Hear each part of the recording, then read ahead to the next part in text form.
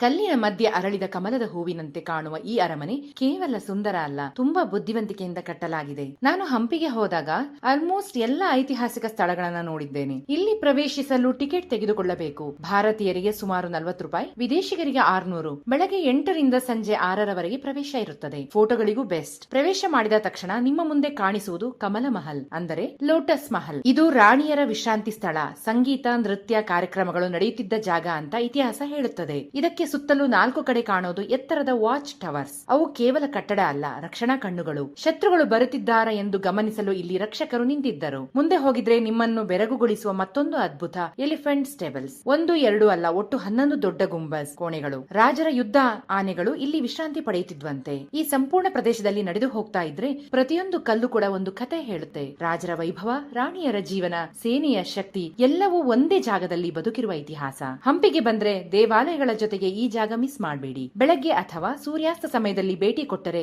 ನಿಜವಾಗಿಯೂ ನೀವು ಇತಿಹಾಸದೊಳಗೆ ನಡೆದ ಅನುಭವ ಆಗುತ್ತದೆ. ಈ ವಿಡಿಯೋ ನಿಮ್ಗೆ ಇಷ್ಟ ಆಗಿದ್ರೆ ಪೂರ್ಣಿಮಾ ಡೈರೀಸ್ ಫಾಲೋ ಮಾಡಿ.